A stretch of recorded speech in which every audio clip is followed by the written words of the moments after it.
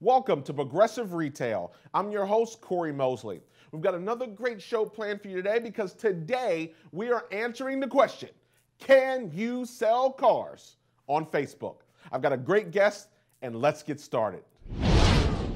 Joining me today is Michael Phillips. Mike Phillips, he's the Digital Marketing Executive and BDC Director at McCloskey Motors in Colorado Springs, Colorado. Mike, thanks for joining us today. Yeah, absolutely. Thanks for having me on, Corey. So I know we've known each other casually, Facebook friends, follow each other, a couple different things. I know you're doing some big things out there in Colorado Springs, so I wanted to have you on the show today, and thank you for joining me. Yeah, absolutely. Thank you for that. So Facebook, obviously it's all the rage. People are talking about it, social media, connection. There's a lot of different attitudes and opinions out there, many times from vendors, pundits, gurus, self-proclaimed gurus, the whole lot about can you sell cars on Facebook? So I wanted to have somebody on who is selling cars on Facebook to answer that question once and for all and put it to bed. Tell me, what do you got? I would say the short answer is yes. Yes, I believe you can sell cars on Facebook. We're selling cars on Facebook, or we're at least initiating the conversation and starting the process, heavy front load start on Facebook and then seeing them on through the process. Absolutely. So as you know, in a perfect world, of course, customers would just come into the showroom. They see your ad. They see your message, your marketing piece. They just come in the showroom, waving their checkbook, saying, "Where do I sign?" But we know the world isn't quite so perfect, so it doesn't work that way. Now, when it comes to Facebook advertising, where are you finding the need to? Is it the same process of moving the customer through the road to the sale, or are you finding it easier or harder? What elements are you seeing as you continue to sell cars through that medium? So yes and no. People on Facebook don't use their checkbook; they just direct deposit it right to no. The process is the same to a point. The one thing that we see on a Facebook lead, on a social lead, as we'll call it, is they're much more relationship driven. So at the onset, your store process, in my opinion, the store process will be very similar or the same. The thing is, they're going to work through the first step or two of the process through Facebook, through that social ecosystem, because they're already being greeted on the social network. They're already starting to do a wants and needs evaluation on the social network. So the disconnect that we see is if somebody comes into the store, we've already done the greeting, we've already done a wants and needs evaluation. And if they come into the store and a salesperson says, well, I got to start over from my process. I got to start my greeting. I got to start my wants and needs evaluation. The person's wore out. They're like, we already did this. I want to see the car and I'm ready to get a move on. Right. If that makes sense. No, absolutely. And I find, and do you find it this way now? Again, you benefiting from working for what would seem to be more progressive owners and a more progressive thought process. You find a lot of times dealers are forcing their salespeople to simply go through that process no matter what, which of course is the irritation factor, right? Right. Yeah. I mean, people are much more the way we've seen it, people want things, especially right now with social media, internet, the way, and not to endorse or not endorse anyone, but the way Amazon's taking things, everyone wants everything to be really efficient. They want to point and click and get to the next step. And when we're forcing people, we as an industry are forcing people that it's like, hey, you made it to the next step, but you made 2 steps forward. Let's take a step or 2 back. And the person's just simply, they're already past that point in their buying process. Their buying process and our sales process don't always coincide. Absolutely. Years ago, Todd Smith, who was the founder of Active Engage, came to me, and we've been friends a long time, and he was talking to me about this chat thing. And I remember saying, and I'm first to admit it, when I was wrong on something, right? I kept saying to myself with skepticism, are people really going to have conversations with you on a chat and are they going to give you real information that you need to sell cars? And obviously, he proved me wrong many times over in the early stages.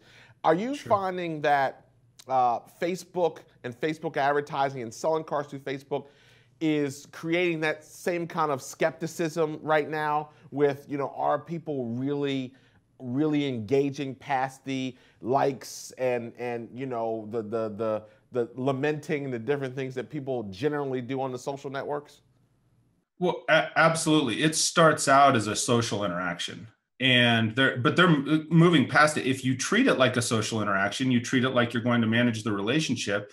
You participate and engage with the customer in a way that they want to be engaged with, because they're accustomed to engaging with other people. You know, their whole world. People right now are engaging on Facebook. If you went back, it's like, you know, TV and radio. People, you know, do you dip your toe in the water on Right, TV and radio? No. right. Everybody pours their advertising budget where the eyeballs are. It went, you know, radio and TV and the other stuff. Well, right now, if the eyeballs are on Facebook, you have to be a full-on participant. You can't dip your toe in the water and then try and treat it as something different or something that it's not.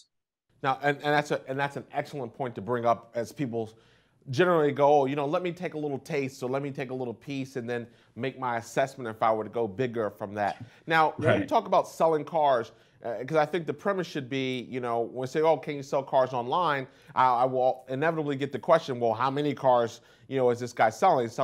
He's saying he's selling cars online, but you know, you're doing double digits regularly online, right? I mean, you're 18, 20, sometimes 25 cars a month, not online, but I mean through the Facebook medium that you can quantify the Right. ROI on. Right. That we can quantify. We credit it's anywhere from about 18 to 22 on average sales that we can directly attribute to Facebook, because it's trackable. You know, it's not like some other mediums where it's like spray and pray type of deal. It's quantifiable, and then we take a grassroots approach. Also, my BDC, my call center, will actually go in behind on the grassroots stuff, and we do call our sold customers Okay. to review and interview with them. You know, hey, what made you engage with us? And predominantly, we get a lot of responses that, well, I looked at Facebook, but the CRM doesn't track it that way. They go down to, well, we got you know, it's single point attribution. It was attributed somewhere else, but the customer's not thinking that. Right. Now, what type of vendors are you using to execute your Facebook strategy right now? We primarily just use one. We have done some of it ourselves, and it can end up really labor intensive. But we started out doing it some ourselves, and then we graduated about a year ago. We engaged with Tacobi, Okay. who is a Facebook specific vendor, and they take the lead from Facebook and they engage them via text. So it's the two places people live, on Facebook and in text messages. So Right. that really most everything's behind that at this time.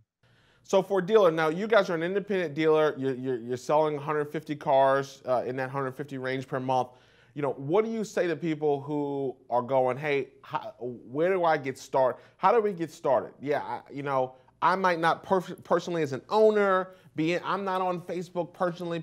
I hear that often, right? When you talk about Right. investing in something new or bringing something new into your store. Well, I'm not on that site, or I don't like that, or I don't do that personally.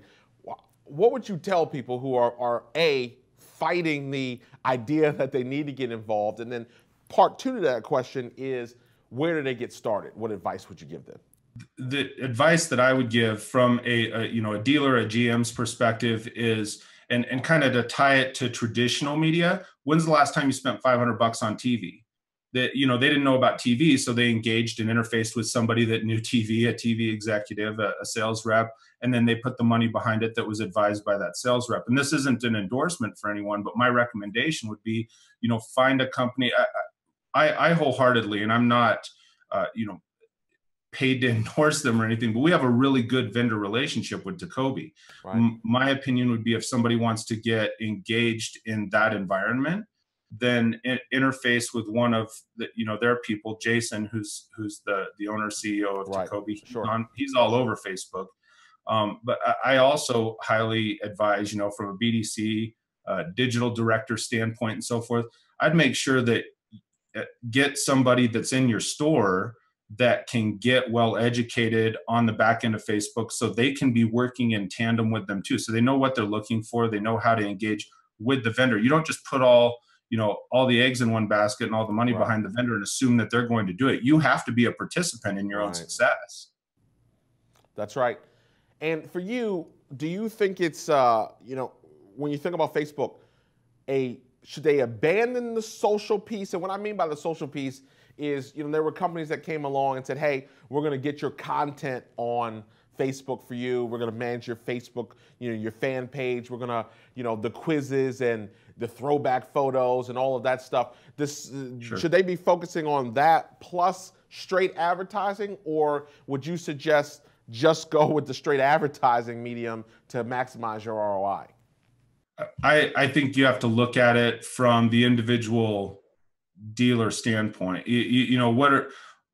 If they're doing something that's successful on the social aspect of it, why ever abandon it? You have to look at it as on an individual basis. That's one of the things for me in any advertising. When a vendor or vendors comes in and says, well, you got to put everything behind this. Why would you abandon the things that have already made you successful? So, we do both. I still, and people give me a hard time for this, but I still, every once in a while, if we have a good post that people are interacting with or a good video we post, I'll still boost them for a few bucks Sure. on our social page, because if people are engaging with it, why not do more of it? But we do Right. put a lot of weight in the advertising piece. Okay, so listen, and this is great information, and I hope it helps some people that have been sitting around wondering if they can do it, and give them some confidence seeing you successful in many stores out there. But I always ask my guests this question, and I will ask you as our final question today. If you had to look into your crystal ball and make some predictions for the auto industry this year, what are some of the things, or what's one thing that you could make a prediction on that we're going to hold you to it?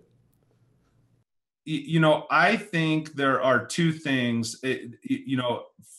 One, I think people need to get more engaged in social. I think it's going to continue to be more prominent.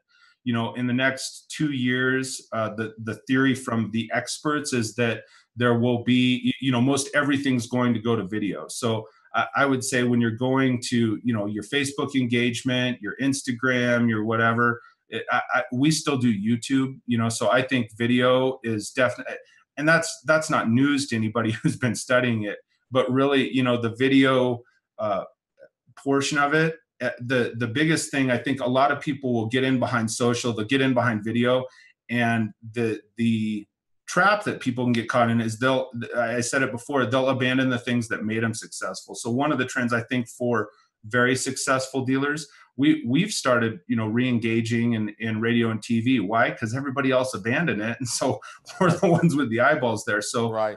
Ironically, I think it's like bell-bottom jeans. I think you'll see some of the stuff come back that has worked in the past because everybody else is trying to be so innovative, and they're headed on a different path. So one of my favorite Christmas gifts this year was a record player.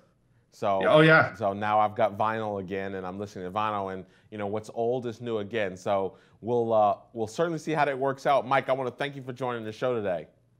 Yeah, absolutely. Thank you again for having me on, Corey. I really appreciate it. Absolutely. I'll see you soon. Well, that's our show for today. I want to again thank Mike Phillips for joining us, and I hope you took some value away, and I encourage you to visit us online at mosleyautomotive.com, where you can learn how we're helping dealers become more progressive and profitable. I'm your host, Corey Mosley, and this has been another edition of Progressive Retail, exclusively on the CBT Automotive Network. I'll see you next week.